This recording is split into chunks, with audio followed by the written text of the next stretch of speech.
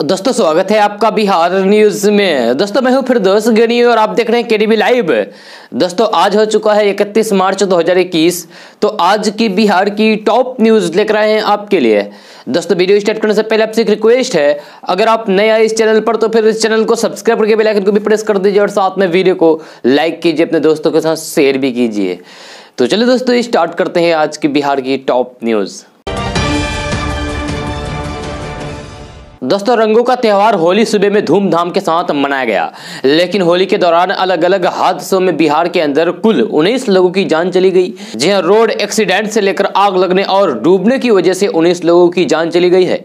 जी हां, सबसे बड़ा हादसा होलिका दहन के दिन यानी कि रविवार को नालंदा में हुआ, जहां एक बेलगाम ट्रक की चपेट में आने से 6 लोगों की जान वहीं पर चली गई। जी हां, यह हादसा जहानाबाद बिहार शरीफ NH 82 पर हुआ है। दोस्तों बिहार सरकार ने राज्य के सभी 38 जिलों की आर्थिक रैंकिंग बनाई है। जी मिली जानकारी के मुताबिक साल 2019-20 के आर्थिक सर्वेक्षण में राज्य की प्रति व्यक्ति आय 31,287 रुपए है। जी वहीं बिहार का शिवहर जिला आर्थिक रूप से बिहार का सबसे गरीब जिला है। बिहार सरकार के आर्थिक सर्वेक्षण के मुताबिक बिहार में शिवहर जिले के साथ अररिया और किशनगंज जिला भी राज्य के सबसे पिछड़े और गरीब जिलों में शामिल है। अगर बात प्रति व्यक्ति आय की करें तो फिर शिवहर जिला बिहार में सबसे गरीब है। जी हाँ, शिवहर जिला का प्रति व्यक्ति आय सिर्फ 17,569 रुपए है। वहीं दूसरे नंबर पर मौजूद बिहार के अररिया जिला है। अररिया जिला में रहने वाले लोगों की आय 18,981 रुपए है, जबकि तीसरे नंबर पर मौजूद किशनगंज के लोगों की प्रति व्यक्ति आय 19,313 रुपए है। जी हाँ, वहीं बात अगर अमीर जिलों की करें तो फिर आर्थिक सर्वेक्षण के मुताबिक बिहार का पटना जिला राज्य का सबसे अमीर जिला है। जी हाँ, यहाँ के लोगों की प्रति व्यक्ति आय 1,12,604 रुपए है। वहीं अमीर जिला की लिस्ट में दूसरे नंबर पर बेगूसराय जिला है। जी हाँ, यहाँ के लोगों की प्रति व्यक्ति आय 54,440 रुपए है। दोस्तों एयरपोर्ट अथॉरिटी ऑफ इंडिया ने दरभंगा एयरपोर्ट के लिए 78 एकड़ जमीन के अधिग्रहण संबंधित प्रस्ताव को हरी झंडी दे दी है। जी इस संबंध में एयरपोर्ट अथॉरिटी ऑफ इंडिया की ओर से राज्य सरकार को पत्र जारी कर दिया गया है। इसके तहत 54 एकड़ में सिविल एनक्लेव का निर्माण किया जाएगा। जी वहीं 24 एकड़ भूमि पर यानी कि 24 एकड़ जमीन पर रनवे विस्तार के लिए अधिग्रहित की जाएगी, ताकि दरभंगा एयरपोर्ट को ऑल वेदर एयरपोर्ट बनाया जा सके। जी ये भूमि यानी कि ये जमीन राज्य सरकार सीधे AI को हस्तांतरित करेगी। दोस्तों बिहार के पूर्णिया जिला में ऐसे घर मकान गोदाम जिसमें शराब की खेप भारी मात्रा में पकड़ी गई है, वहां पर जल्द ही पुलिस पिकेट के स्थापना की जाएगी। जी इस मामले को लेकर प्रक्रिया लगभग पूरी कर ली गई है। जी बताया जाता है कि पुलिस ने 12 ऐसे मकान गोदाम को चिन्हित किया गया है जिनका रकबा काफी बड़ा है। जी हाँ, और शराबबंदी कानून लागू होने के बाद से पुलिस के द्वारा शराब की बड़ी खेप पकड़ी गई है। जी यहीं पर पकड़ी गई है। आपको बता दें कि बिहार में शराबबंदी कानून के तहत शराब तस्करों के जब्त मकान या फिर गोदाम में शराब बरामदगी के बाद वहां पुलिस पिकेट या फिर स्कूल खोलने का प्रावधान किया गया है। पूर्णिया में जब्त इन गोदाम या मकानों का पुलिस अधीक्षक इसमें मौजूद संसाधन को लेकर भौतिक रूप से निरीक्षण करेंगे और रहने के लिए यदि अनुकूल रहा तो फिर ऐसे मकान और गोदाम में पुलिस पिकेट की स्थापना की जाएगी। इस मामले को लेकर विभागीय कार्रवाई लगभग पूरी कर ली गई है। दोस्तों बिहार के अररिया जिला से एक बड़ी खबर सामने आ रही है। जी हां, कल अररिया जिला के पलासी थाना के कबैया गांव में भूसा घर में आग लगने से 6 बच्चों की जान चली गई है। जी आग लगी की घटना के बारे में विस्तार से जानकारी की प्रतीक्षा की जा रही है। जी इधर बताया गया है कि भूसा घर में अचानक आग लगने से ये बच्चे उसमें फंस गए। जी आग की लपटों में घिरकर 6 बच्चों की जान चली गई। भूसा घर में आग लगने के बाद बच्चों को बचाने के लिए आसपास के लोग दौड़े, लेकिन बच्चों को बचाया नहीं जा सका। जी आग लगी की घटना की खबर जंगल की आग की तरफ फैल गई और देखते ही देखते मौके पर सैकड़ों ग्रामीणों की भीड़ जमा हो गई। जी हां, भीड़ में शामिल कुछ युवाओं ने आग बुझाने की कोशिश की, लेकिन आग में फंसे बच्चों को जब तक वे लोग निकाल पाते तब तक मासूम की जान चली गई। जी हां, भूसा घर में आग कैसे लगी इस बारे में अभी कोई जानकारी नहीं मिल पाई है। दोस्तों BSEB द्वारा 12वीं के परिणाम जारी होने के बाद स्टूडेंट बेसब्री से कक्षा 10 के परिणाम की प्रतीक्षा कर रहे हैं। जी बिहार बोर्ड की मैट्रिक यानी कि 10वीं कक्षा की वार्षिक परीक्षा 2021 के नतीजे जल्द ही घोषित होने की संभावना है। मीडिया रिपोर्ट के अनुसार बिहार बोर्ड मैट्रिक परीक्षा के परिणाम 5 अप्रैल 2021 को घोषित किए जाने की उम्मीद है।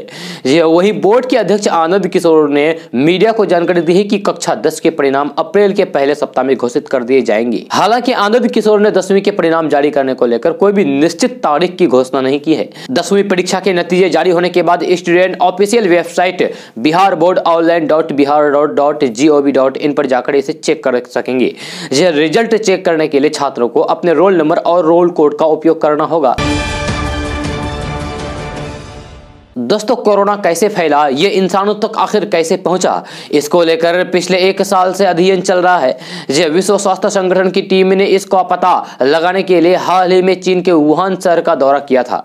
दरअसल वुहान में ही पहली बार कोरोना संक्रमण का मामला सामने आया था। चीन पर बहुत पहले से ही आरोप लगता आ रहा है कि वुहान में स्थित उसकी लैब से ही कोरोना फैला है। हालांकि चीन ने हमेशा से इस बात से इनकार किया है। अब विश्व स्वास्थ्य संगठन यानी कि WHO के अध्ययन में यह दावा किया जा रहा है कि वुहान लैब से कोरोना नहीं फैला है, बल्कि वह किसी जानवर से इंसान तक पहुंचा है। कोरोना की उत्पत्ति का पता लगाने के लिए विश्व स्वास्थ्य संगठन की टीम, जिस टीम ने चीन का दौरा किया था, उसके मुताबिक चमगादड़ से अन्य जानवरों के जरिए कोरोना के इंसानों में फैलने की आशंका है। लैब से कोरोना फैलने की आशंका बहुत कम है। ये जानकारी कुछ समाचार चैनल को मिली। विश्व स्वास्थ्य संगठन की जांच टीम ने लैब से कोरोना के लीक होने के पहलू को छोड़कर अन्य सभी पहलुओं पर आगे जांच कराने का प्रस्ताव रखा है। विश्व स्वास्थ्य संगठन के एक अधिकारी ने पिछले हफ्ते ही कहा था कि उन्हें उम्मीद है कि कोरोना की उत्पत्ति से संबंधित रिपोर्ट अगले कुछ दिनों में जारी कर दी जाएगी। दोस्तों, बिहार विधानसभा चुनाव में कमजोर होने के बाद जदयू की नजर अपने पुराने लव-कुश समीकरण पर है। इसके तहत कुशवाहा नेताओं को अपने पाले में करने की कोशिश लगातार जारी है। पार्टी ने पहले अपने प्रदेश अध्यक्ष के पद पर उमेश कुशवाहा को बैठाया। फिर कुशवाहा समाज के बड़े नेता उपेंद्र कुशवाहा अपनी पूरी पार्टी के साथ जेडीयू में शामिल हो गए।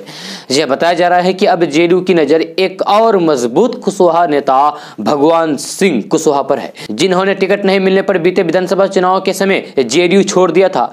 मिली जानकारी के अनुसार सोमवार को होली के मौके पर जेडीयू के पूर्व नेता और कभी मुख्यमंत्री नीतीश कुमार के करीबी रहे भगवान सिंह कुशवाहा जेडीयू के पूर्व प्रदेश अध्यक्ष और राज्यसभा सांसद वशिष्ठ नारायण सिंह के घर पहुंचे। भगवान सिंह कुशवाहा ने बीते विधानसभा चुनाव में टिकट नहीं मिलने पर जेडीयू छोड़कर जगदीशपुर से निर्दलीय चुनाव लड़ा था। अब उनके वशिष्ठ नारायण सिंह से मिलने के बाद राजनीतिक कयास लगाए जा रहे हैं। दोस्तों, दरभंगा एयरपोर्ट से दरभंगा से कोलकाता, हैदराबाद और पुणे के लिए विमानों का परिचालन शुरू कर दिया गया है।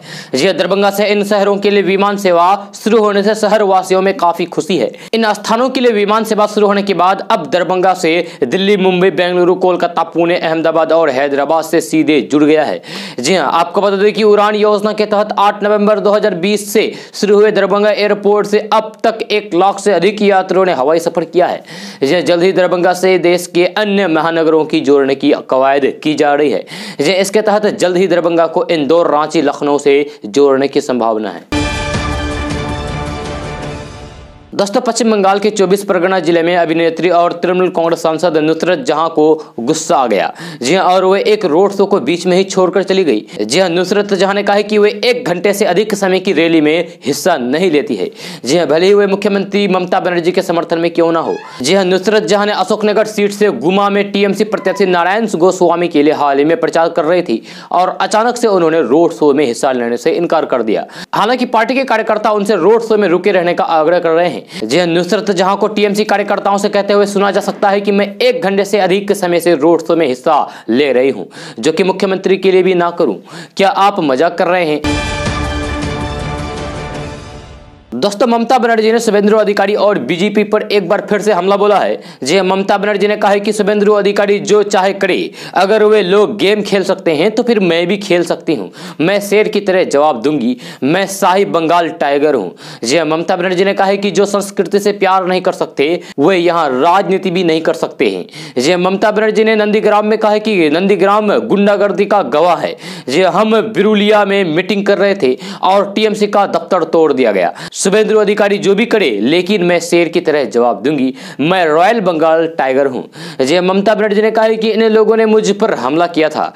हमला करने वालों में से कोई नंदीग्राम से नहीं था, बल्कि ये लोग मुझ पर हमला करने के लिए यूपी, बिहार से गुंडों को लेकर आए। हम साफ सुथरा चुनाव चाहते हैं। अगर ये लोग गड़बड़ करने के लिए आएंगे तो फिर महिलाएं इनके ऊपर बर्तन बरसाएगी। दोस्तों बिहार में जमीन खरीद बिक्री के दौरान होने वाले दाखिल खारिज में नीतीश सरकार बड़ा बदलाव करने जा रही है। दरअसल अब रजिस्ट्री के साथ ही खुद म्यूटेशन की प्रक्रिया भी शुरू हो जाएगी। इसके लिए जमीन मालिक को ऑनलाइन या फिर ऑफलाइन आवेदन करने की भी जरूरत नहीं होगी। इसकी वजह से अब जमीन खरीदारों को म्यूटेशन के झंझट से मुक्ति मिल जाएगी। हालांकि अभी यह सुविधा उन्हीं खरीदारों को मिलेगी जो जमाबंदीदार से खरीदेंगे या किसी दूसरे यानी कि किसी ऐसे वारिस से जमीन खरीदेंगे जिनके नाम म्यूटेशन नहीं है तो वे पुरानी व्यवस्था में ही आवेदन करना होगा। नई व्यवस्था के तहत अंचल कार्यालय को निबंधन कार्यालय से जोड़ दिया गया है। यह दोनों विभागों ने पूरी तैयारी कर ली है। सॉफ्टवेयर भी तैयार हो गया है। 31 मार्च यानी कि आज विभाग के मंत्री रामसूरत राय इसकी शुरुआत करेंगी। दोस्तों डॉक्टर को धरती पर सबसे महान इंसानों में समझा जाता है। जी हाँ, वे हमेशा मरीजों की सेवा को अपना पहला कर्तव्य मानते हैं और मानते आए हैं। लेकिन क्या आपने कभी एक चीज गौर की है कि डॉक्टर हमेशा ऑपरेशन के दौरान हरे या नीले रंग का लिबास ही क्यों पहनते हैं? अगर हम गौर से देखें तो फिर ऑपरेशन थिएटर में या फिर अस्पताल के कमरों में पर्दे भी हरे या फिर नीले रंग के ही होते हैं। जी हाँ, वही मास्क भी हरे या फिर नीले रंग के ही होते हैं। ऐसे में हर किसी के मन में यह सवाल उठता ही है कि आखिर इन दो रंगों में ऐसा क्या है जो खास है? जी हां, डॉक्टर्स ये दो ही रंग के कपड़े ऑपरेशन के दौरान पहनते हैं। ऐसा कहा जाता है कि पहले डॉक्टरों से लेकर अस्पताल के सभी कर्मचारी सफेद कपड़े पहने रहते थे, लेकिन साल 1914 में एक प्रभावशाली डॉक्टर ने इस पारंपरिक ड्रेस को हरे रंग में तब्दील कर दिया। जी, ऐसा भी कहा जाता है कि ऑपरेशन के समय डॉक्टर हरे या फिर नीले रंग के कपड़े इसलिए पहनते हैं क्योंकि वे लगातार खून और मानव शरीर के अंदरूनी अंगों को देखकर मानसिक तनाव में आ सकते हैं। जी, हरा रंग देखकर उनका दिमाग उस तनाव से मुक्ति हो जाता है। आपकी जानकारी के लिए बता दें कि हमारे आंखों को हरा या फिर नीला रंग का उतना नहीं चुभता है जितना कि लाल और पीला रंग आंखों को चुभते हैं। इसी कारण हरे और नीले रंग को आंखों के लिए अच्छा माना जाता है। यही वजह है कि अस्पतालों में पर्दे से लेकर कर्मचारियों के कपड़े तक हरे या नीले रंग के ही होते हैं, ताकि अस्पताल में आने और फिर रहने के वाले मरीजों की आंखों को आराम मिल सके, उन्हें परेशानी ना हो। दोस्तों चुनावी रणनीतिकार प्रशांत किशोर ने एक इंटरव्यू में कहा है कि बीजेपी बंगाल चुनाव में 5 रणनीतियों पर काम कर रही है, जिनमें पहला ध्रुवीकरण करना, दूसरा रणनीति ममता बनर्जी की छवि खराब करना, लोगों में उनको लेकर गुस्सा पैदा करना है, तीसरा रणनीति यह है कि बीजेपी ये साबित करना चाहती है कि टीएमसी एक दल के तौर पर वेंटिलेटर पर है, चौथी रणनीति चुनाव में दलित वोटरों को अपनी तरफ करना है, जहाँ सबसे आखिरी रणनीति बीजेपी का मास्टर स्ट्रोक है और वह है मोदी की लोकप्रियता को भुनाना। प्रशांत किशोर ने कहा कि बंगाल की लड़ाई मोदी बनाम ममता बनर्जी की लड़ाई है, इसमें दल बदलने वाले नेताओं से कुछ नहीं होने वाला है। जी प्रशांत किशोर ने चेताया कि अगर बंगाल चुनाव बीजेपी जीत पाती है तो फिर देश पर एक पार्टी का एकाधिकार होगा। जी हाँ, प्रशांत किशोर ने कहा है कि ऐसा पहली बार होने जा रहा है कि जब बंगाल में सत्तारूढ़ क्षेत्र दल को कोई केंद्र की राष्ट्रीय पार्टी इस तरीके की चुनौती दे रही है। बीते सालों में लेफ्ट को कभी कांग्रेस ने इस तरीके से बंगाल में चुनौती नहीं दी थी। जी प्रशांत किशोर ने कहा कि बीजेपी बंगाल चुनाव में जातीय एंगल भी खोजने का काम कर रही है, जो कि बंगाल की सियासत में पहली बार हो रहा है। यह प्रशांत किशोर ने कहा कि चूंकि बीजेपी ये चुनाव लड़ रही है, इसीलिए मीडिया में भी बंगाल चुनाव को उतनी अहमियत दी जा रही है। यह प्रशांत किशोर ने कहा कि पिछले साल से ही हवा बनाने की कोशिश की जा रही है कि बीजेपी बंगाल में 200 सीटें जीत रही है, लेकिन हमारा कहना है कि बीजेपी को चुनाव में 100 सीटें भी नहीं मिलेगी। जय प्रसाद किशोर ने कहा कि अगर बीजेपी बंगाल में 200 सीटें जीत जाती है तो वे अपना ये काम छोड़ देंगे, यानी कि चुनावी रणनीति का काम छोड़ देंगे और अपने इस बयान पर वे कायम रहेंगे। दोस्तों आरजेडी 23 मार्च के विधानसभा घेराव और उसके बाद बिहार विशेष सशस्त्र बल विधेयक का विरोध के दौरान सरकार की ओर से की गई कार्रवाई से नाराज है। आरजेडी इस पर अब एनडीए के साथ दो हाथ करने के मूड में है। आरजेडी की नाराजगी पटना पुलिस की ओर से बिहार विधानसभा में नेता प्रतिपक्ष तेजस्वी यादव तथा उनके भाई तेज प्रताप यादव सहित 22 आरजेडी नेताओं के खिलाफ हत्या के विरोध का मुकदमा दर्ज कराने को लेकर है। तेजस्वी यादव ने तो ये साफ साफ कह दिया है कि वे इस मुकदमे में जमानत नहीं लेंगे। नीतीश कुमार उन्हें गिरफ्तार कराकर जेल भेजे। राजद प्रवक्ता मृत्युंजय तिवारी कहते हैं कि आंदोलनकारियों के खिलाफ बिहार सरकार हत्या की कोशिश सहित अन्य संगीन आरोपों के तहत मुकदमा दर्ज करा रही है। जी हम इससे डरने वाले नहीं हैं। इस मुद्दे पर अब हम होली के बाद करो या फिर मरो जैसे आंदोलन करेंगे। जी आपको बता दें कि राजद ने इसको लेकर महागठबंधन नेताओं के साथ राबड़ी देवी आवास पर बैठक करके अपनी रणनीति को अंतिम रूप दे दिया है। जी हाँ, महागठबंधन की बैठक में तय हुआ है कि सरकार के खिलाफ करो या मरो वाले तेवर में आंदोलन और तेज किया जाएगा। जी आरजेडी नेता श्याम रजक, जगदानंद सिंह और अब्दुल बारी सिद्दीकी ने भी तेजस्वी यादव, तेज प्रताप यादव के फैसले का समर्थन करते हुए कहा है कि हम लोग भी कोर्ट में बेल कराने नहीं जाएंगे, सरकार उन्हें गिरफ्तार करके जेल भेजे। दोस्तों, कृषि कानूनों के खिलाफ चल रहे आंदोलन को 4 महीने बीत चुके हैं। जी ऐसे में राकेश टिकैत अभी भी अपने मुद्दों को लेकर टस से मस नहीं हुए हैं। जी राकेश टिकैत ने सोशल मीडिया पर एक पोस्ट शेयर किया है जिसमें वे मोदी सरकार पर निशाना साधते हैं और मतदाताओं को संदेश देते दिख रहे हैं। जी बंगाल और असम के मतदाताओं से वे कहते हुए दिखाई दे रहे हैं कि नक्कालों से सावधान बंगाल। जी असम के सम्मानित मतदाताओं, जुमलों और झूठ के सपने बेचने वालों को वोट बिल्कुल भी ना दें। जी राकेश टिकैत ने अपने एक अन्य पोस्ट में कहा है कि गुजरात में किसानों को अपनी बात कहने तक पर भी पाबंदी है। जी हां, वहां किसानों को एकजुट करने का वक्त आ गया है, संघर्ष और तेज करेंगे।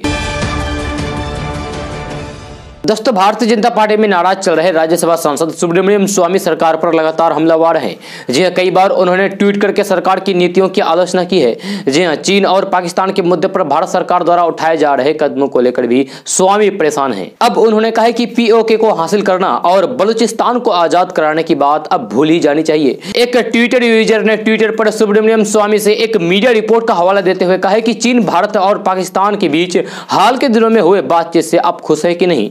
तो इसके जवाब में उन्होंने ट्वीट किया कि अब भारत को पीओके को हासिल करना और बलूचिस्तान को आजाद कराना भूल जानी चाहिए। जय सुब्रमण्यम स्वामी भारत सरकार द्वारा पाकिस्तान के साथ किए जा रहे संयुक्त युद्ध अभ्यास को लेकर भी नाराज चल रहे हैं। तजाकिस्तान के दुशांबे में हो रहे हार्ट ऑफ एशिया सम्मेलन में भारत और पाकिस्तान के विदेश मंत्री के बीच आज मुलाकात हुई। जी हां, लेकिन दोनों ही देशों के बीच बातचीत का कोई भी कार्यक्रम नहीं है। दोस्तों, बंगाल विधानसभा चुनाव के दूसरे चरण में नंदीग्राम में भी वोटिंग है। जी इसको देखते हुए टीएमसी सुप्रीमो और CM Mamata Banerjee hot seat Nandigram में कैंप कर चुकी है। जी नंदीग्राम सीट से ममता बनर्जी का मुकाबला बीजेपी कैंडिडेट शुभेंदु अधिकारी से है। सोमवार को CM Mamata Banerjee wheel chair पर बैठकर पदयात्रा में शामिल हुई। जी इस दौरान टीएमसी सुप्रीमो ममता बनर्जी ने अधिकारी परिवार को खूब कोसा।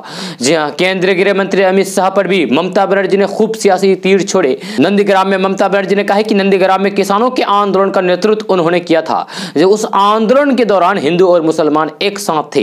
आज शुभेंदु अधिकारी भगवा पहनकर खुद को संत समझने लगे हैं। 1998 में टीएमसी बनने के दौरान शुभेंदु अधिकारी नजर नहीं आए थे। कई बार टिकट मिलने पर भी जीत नहीं सके। टीएमसी की सरकार बनने पर शुभेंदु अधिकारी पहली बार चुनाव जीती। ममता बनर्जी ने शुभेंदु अधिकारी पर नंदीग्राम में हिंसा फैलाने के गंभीर आरोप भी लगाए। ममता बनर्जी ने कहा है कि शुभेंदु अधिकारी ने नंदीग्राम में हिंसा फैलाने के लिए पुलिस वर्दी खरीदी है। उसे बीजेपी के लोगों को पहनाकर नंदीग्राम में हिंसा फैलाई जाएगी। मंदिरों को टारगेट किया जाएगा जिससे हिंदुओं के वोट बैंक पर कब्जा जमाया जा सके। दोस्तों, टेक्नोलॉजी ने पहले से ही चीजों को काफी आसान बना दिया है। जी डिजिटल पेमेंट भी आज के समय में इससे अछूता नहीं रह गया। डिजिटल पेमेंट पहले भी हो रहे थे, लेकिन कोरोना महामारी ने इससे गति दे दिया। जी आज के समय में बड़ी संख्या में लोग डिजिटल माध्यम के जरिए पेमेंट कर रहे हैं, लेकिन डिजिटल पेमेंट करते वक्त इन बातों का हमेशा ध्यान रखना चाहिए, जो अब बातें आपको हम अभी बताने जा रहे हैं। जी आप इन बातों से सावधान रहिए। डिजिटल पेमेंट करने के दौरान हम जब भी अपने कार्ड से कुछ खरीद रहे हैं तब हमें यह ध्यान रखना चाहिए कि कहीं कुछ सेव तो नहीं हो रहा है। साथ ही हम अपने फोन में इसे सेव करने से बचें, क्योंकि फोन चोरी होने की स्थिति में भी ये आपके लिए खतरनाक साबित हो सकता है। जब कभी हम फाइनेंशियल ट्रांजैक्शन कर रहे हैं तब हमें पब्लिक वाईफाई कंप्यूटर के प्रयोग से बचना चाहिए, क्योंकि ऐसे समय में साइबर अटैक के खतरे बढ़ जाते हैं। जी साथ ही हमें विश्वास पात्र वेबसाइट का ही प्रयोग करना चाहिए। प्ले स्टोर में बड़ी संख्या में ऐसे एप्स हैं जिनके जरिए फ्रॉड किया जा रहा है। जी ऐसे में कोई भी ऐप डाउनलोड करते समय ये चेक कर ले कि वे वेरीफाई है या फिर नहीं। साथ ही उसका रिव्यू जरूर देख ले। जब भी किसी ऐप को परमिशन देते हैं तो ये चेक कर ले कि वे जिन चीजों का एक्सेस मांग रहा है वे उसके काम की है या फिर नहीं। जी हमेशा ऑनलाइन ट्रांजैक्शन करते समय आधिकारिक वेबसाइट या फिर एप्स का ही प्रयोग करें। इससे फ्रॉड होने का खतरा रहता है। दोस्तों, हज यात्रा को आवेदन करने वालों के लिए खुशखबरी है। जी सऊदी सरकार से जल्द यात्रा को बुलावा आ सकता है, लेकिन हज यात्रा पर जाने वालों को कोरोना वैक्सीन लगवाना जरूरी होगा। जी उन्हें सऊदी में 72 घंटे के लिए क्वारंटाइन किया जाएगा। शारीरिक दूरी समेत अन्य नियमों का भी पालन करना होगा। सऊदी के स्वास्थ्य मंत्री ने ऐलान किया है कि सऊदी अरब एवं बाहरी मुल्कों से हज के लिए आने वाले आजमीन हज को कोरोना वैक्सीन लगवाना होगा। आजमीन हज को कोरोना वैक्सीन का प्रमाण पत्र पेश करना होगा। आजमीन हज को सऊदी अरब अब पहुंचने पर 72 घंटे क्वारंटाइन कर रहना होगा। शारीरिक दूरी के नियमों का पालन और मास्क लगाने की पाबंदी होगी। रिहायशी जगहों पर 1 से 1.5 मीटर की दूरी कायम रखनी होगी। दोस्तों, देश भर में कोरोना संक्रमण एक बार फिर से तेजी के साथ बढ़ने लगा है। कोरोना के बेतहाशा बढ़ते संक्रमण की वजह से महाराष्ट्र समेत कई राज्यों में एक बार फिर से लॉकडाउन के हालात बनते जा रहे हैं। कई राज्यों में धारा 144 लागू किए जा रहे हैं। इन सब के बीच झारखंड में हेमंत सोरेन की अगुवाई वाली सरकार ने रामनवमी की जुलूस पर रोक लगा दी है। वहीं इस मसले पर अब सियासत भी तेज हो गई है। आपको बता दें कि इस साल 21 अप्रैल को रामनवमी है। गोड्डा से बीजेपी सांसद निशिकांत दुबे ने झारखंड सरकार के इस फैसले पर असंतोष जताया है। उन्होंने मुख्यमंत्री हेमंत सोरेन सरकार के इस आदेश पर असहमति जताते हुए कहा है कि सारे विरोध के बावजूद जब बाबा धाम देवघर का मंदिर मैंने सुप्रीम कोर्ट के आदेश से खुलवा दिया तो फिर रामनवमी का पूरे झारखंड में जुलूस निकालने के लिए मैं सुप्रीम कोर्ट तक जाऊंगा। दोस्तों, होली का त्यौहार खत्म होते ही नेता प्रतिपक्ष तेजस्वी यादव एक बार फिर से मुख्यमंत्री नीतीश कुमार पर हमलावर हो गए हैं। तेजस्वी यादव ने आज ताबड़तोड़ हमले के जरिए बता दिया है कि बिहार में अब फेस्टिवल मूड खत्म हो गया है और सियासी मिजाज एक बार फिर से गर्मा गया है। तेजस्वी यादव ने आज सीधे सीधे मुख्यमंत्री नीतीश कुमार से सवाल पूछ डाला। बिहार में लूट और भ्रष्टाचार का बोलबाला बताते हुए सरकार पर हमला बोला है। तेजस्वी यादव ने ट्वीट करते हुए लिखा है कि बिहार में भारी लूट और भ्रष्टाचार का बोलबाला है। ब्लॉक से लेकर सचिवालय तक भ्रष्टाचार के अड्डे बन चुके हैं। हर विभाग के अनुमानित बजट और वास्तविक व्यय में भारी अंतर होता है। ये मैं नहीं बल्कि सीएजी की हर वर्ष की रिपोर्ट कहती है। समय मिले तो सीएम को खुद बीते 10 सालों की सीएजी रिपोर्ट पढ़नी चाहिए। यह इतना ही नहीं, तेजस्वी यादव ने मुख्यमंत्री नीतीश कुमार से सीधा सवाल पूछते हुए कहा कि मुख्यमंत्री नीतीश कुमार जी बताइए कि 8 से 10 साल बाद भी प्रशासन और उनके विभाग उपयोगिता प्रमाण पत्र क्यों नहीं जमा कर पाए हैं। अगर सब कुछ पारदर्शिता और सही है तो फिर 10-10 सालों की देरी क्यों? क्या आप नैतिकता और कर्तव्य बोध को बेचकर जनता का पैसा लूटने और फिर लुटवाने के लिए गद्दी पर बैठे हैं? तेजस्वी यादव ने बिहार में शिक्षा व्यवस्था को लेकर भी सरकार को घेरा है। नेता प्रतिपक्ष तेजस्वी यादव ने कहा कि बिहार में शिक्षा में 56% और गैर शिक्षण के 70% पद खाली हैं। दोस्तों, घरेलू बाजार में खाद्य तेलों के दाम काफी बढ़ गए हैं। पिछले साल की तुलना में इस साल खाद्य तेलों की कीमत में अब तक 80% तक की कीमत में बढ़ोतरी हो चुकी है। दरअसल अंतर्राष्ट्रीय बाजार में तेल के दामों में भारी तेजी है। भारत में बड़े पैमाने पर सरसों तेल का इस्तेमाल होता है, लेकिन इस बार सरसों की नई आवक के बावजूद इसमें दाम घटे नहीं है। अंतर्राष्ट्रीय बाजार में कीमतें ज्यादा होने की वजह से आयात ऊंचे भाव पर खाद्य तेलों का बड़े पैमाने पर आयात करने से बच रहे हैं। फरवरी में खाद्य तेलों का आयात 27% से घटकर 7.96 लाख टन रह गया है, जबकि चालू वित्तीय वर्ष की नवंबर फरवरी के दौरान आयात में 3.7% गिरावट दर्ज की गई है। दोस्तों, बिहार के पथ निर्माण मंत्री नितिन नवीन की मां का आज अहले सुबह निधन हो गया। पूरे बिहार में शोक की लहर है। इसकी जानकारी देते हुए मंत्री नितिन नवीन ने कहा कि मेरी ताकत चली गई। नितिन नवीन की मां का दिल्ली में निधन हुआ।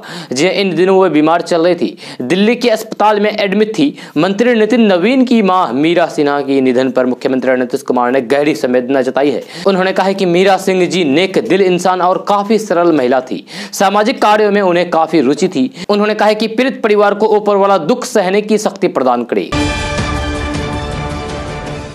दोस्तों, 1 अप्रैल से बोतल बंद पानी बेचना आसान नहीं होगा। इसके लिए एक सर्टिफिकेट देना होगा।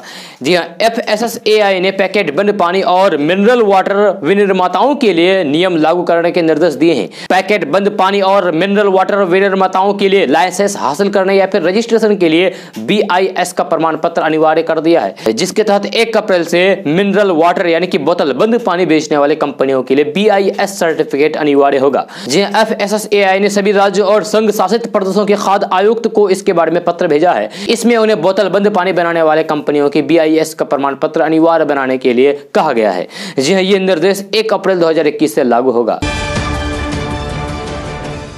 दोस्तों, पुडुचेरी में इस बार सत्ता की बाजी बीजेपी के हाथ लग सकती है। एशिया नेट C4 के ओपिनियन पोल के मुताबिक पुडुचेरी की 30 सीटों में से 23 से 27 पर बीजेपी गठबंधन को जीत मिल सकती है। कांग्रेस DMK का गठबंधन 3 से 7 सीटों पर ही सिमट सकता है। वहीं अन्य के खाते में 0 से 1 सीट जा सकती है। सर्वे के मुताबिक पुडुचेरी में बीजेपी को युवाओं का बड़े पैमाने पर समर्थन मिल सकता है। 18 से 25 साल की उम्र के 56% लोग बीजेपी गठबंधन का समर्थन कर सकते हैं। वहीं 26 से 35 साल की आयु वर्ग के 48% लोग बीजेपी गठबंधन के पक्ष में मतदान कर सकते हैं। दोस्तों केंद्र सरकार ने ड्राइविंग लाइसेंस समेत कई व्हीकल डॉक्यूमेंट्स की वैलिडिटी 30 जून तक बढ़ा दी है। अगर आपका ड्राइविंग लाइसेंस, कार का फिटनेस सर्टिफिकेट, गाड़ी की आरसी या फिर परमिट एक्सपायर्ड हो रहा है तो फिर आपको परेशान होने की भी जरूरत नहीं है। ये सभी दस्तावेज 30 जून 2021 तक वैलिड रहेंगे। सड़क और परिवहन मंत्रालय की तरफ से इसे लेकर एडवाइजरी जारी की गई है। केंद्र सरकार के आदेश के अनुसार तेजी से फैल रही कोरोना महामारी के चलते ये फैसला लिया गया है। ये सरकार के मुताबिक जो डॉक्यूमेंट्स 1 फरवरी 2020 को एक्सपायर हो गए थे वे अब 30 जून 2021 तक वैलिड माने जाएंगे। दोस्तों केंद्र सरकार द्वारा पारित किए गए 3 कृषि कानूनों पर सुप्रीम कोर्ट द्वारा गठित की गई कमेटी ने 19 मार्च को अपनी रिपोर्ट अदालत में सौंप दी है। जी सूत्रों से मिली जानकारी के अनुसार 19 मार्च को रिपोर्ट अदालत में जमा की गई है। दावा किया गया है कि 3 सदस्यों वाली कमेटी ने इस को लेकर किसान संगठनों और कृषि मामलों में के जानकारों से बात करके अपनी रिपोर्ट बनाई गई है। जी हाँ, बताया गया है कि इस रिपोर्ट में संसद द्वारा पास किए गए 3 कृषि कानूनों की समीक्षा की गई है। सुप्रीम कोर्ट ने इस कमेटी का गठन किया था ताकि कोर्ट को 3 कृषि कानूनों पर एक निष्पक्ष राय मिल सकी। जी हां, कोर्ट ने कमेटी से इस बात पर राय मांगी थी कि 3 कृषि कानूनों में कौन से प्रावधान किसानों के हित में है और कौन से प्रावधान से किसानों को दिक्कत हो सकती है। कमेटी के गठन के वक्त chief justice of India एस.ए. Bobde ने कहा था कि दोनों पक्षों की दलील सुनने से पहले और कोई भी फैसले लेने से पहले एक निष्पक्ष राय भी लेना चाहता है। दोस्तों भारतीय बाजार में अब स्टील के दामों में तेजी से बढ़ोतरी हो सकती है। एनएस और टाटा स्टील हॉट रोल्ड क्वाइड के दाम 4000 रुपए टन की बढ़ोतरी हो सकती है। ये स्टील कंपनियों के सूत्रों का कहना है कि कंपनियों ने स्टील के दाम बढ़ाने का फैसला अभी नहीं किया है, लेकिन इंटरनेशनल मार्केट में कीमतों में बढ़ोतरी को देखते हुए 1 अप्रैल से घरेलू दाम में बढ़ोतरी की जा सकती है। यह पिछले साल दिसंबर में इसके दाम में 2500 रुपए प्रति टन की बढ़ोतरी हुई थी। इसके बाद 1500 प्रति टन की बढ़ोतरी हुई थी। दिसंबर 2020 में स्टील के दाम में बढ़ोतरी 12 साल के टॉप पर पहुंच गई थी। जी हां, अब एक बार फिर से इसके दाम बढ़ने के आसार बढ़ने लगे हैं। दिसंबर 2020 में स्टील के दाम 48,300 रुपए प्रति टन पर पहुंच गए थे। यह 2008 के बाद का टॉप लेवल था। जी हां, दिसंबर 2020 में जुलाई 2020 की तुलना में स्टील के दाम 32% तक बढ़ गए थे। दोस्तों बिहार में कोरोना संक्रमण के आंकड़े फिर से डराने लगे हैं। बिहार में 1346 सक्रिय मामले हो चुके हैं। पटना में कोरोना संक्रमित सबसे अधिक 500 से अधिक हो चुके हैं। जे इस बीच होली के ठीक पहले बीते 24 घंटे के दौरान तो साल 2021 का सबसे बड़ा आंकड़ा सामने आया है। स्वास्थ्य विभाग के अनुसार बीते 24 घंटे के दौरान 351 नए मरीज मिले हैं। इसमें अकेले पटना के ही 129 संक्रमित शामिल है। जी दरअसल आंकड़े में अचानक आई वृद्धि के पीछे होली के दौरान बाहर से आने वाले संक्रमित अप्रवासी की अधिक संख्या है। जी ऐसे लोगों की जांच रिपोर्ट लगातार पॉजिटिव मिल रही है। जी होली के ठीक पहले कोरोना संक्रमितों की संख्या तेजी से बढ़ी है। जैसे शनिवार को 80 नए संक्रमित मरीज मिले तो फिर रविवार को यह आंकड़ा रिकॉर्ड 351 तक पहुंच गया। यह साल 2021 का एक दिन में मिला सबसे ज्यादा आंकड़ा है, सबसे अधिक आंकड़ा है। दोस्तों एक दिन बाद यानी कि 1 अप्रैल से सरल पेंशन योजना शुरू होने वाली है। बीमा नियामक की इरडा ने जीवन बीमा कंपनियों को 1 अप्रैल 2021 से सरल पेंशन योजना की शुरुआत करने को कहा है। जी सरल पेंशन प्लान के तहत बीमा कंपनियों को केवल 2 एन्युइटी यानी कि वार्षिक देने का विकल्प होगा। जी इरडा की ओर से जारी दिशा निर्देश में कहा गया है कि सरल पेंशन प्लान के तहत मैच्योरिटी लाभ नहीं मिलेगा। हालांकि इसमें 100% खरीद वैल्यू की वापसी का विकल्प होगा। जी हाँ, विनियामक के दिशा निर्देश में कहा गया है कि पॉलिसी शुरू होने की तारीख से 6 महीने के बाद किसी भी समय पॉलिसी सरेंडर की जा सकती है। दिशा निर्देश के मुताबिक न्यूनतम एन्युइटी राशि 1000 रुपए प्रति माह, 3000 रुपए प्रति तिमाही, 6000 रुपए प्रति छमाही और 12000 रुपए सालाना होगी। दोस्तों आज का न्यूज़ बस यहाँ तक। कैसा लगा जरूर अपना सुझाव दीजिएगा नीचे कमेंट बॉक्स में कमेंट करके। अगर आप नए आए इस चैनल पर तो फिर चैनल को सब्सक्राइब करके बेल आइकन भी प्रेस कर दीजिए और साथ में वीडियो को लाइक कीजिए, अपने दोस्तों के साथ शेयर भी कीजिए। तो चलो दोस्तों फिर मिलते हैं अगली वीडियो में। जय हिंद, जय बिहार।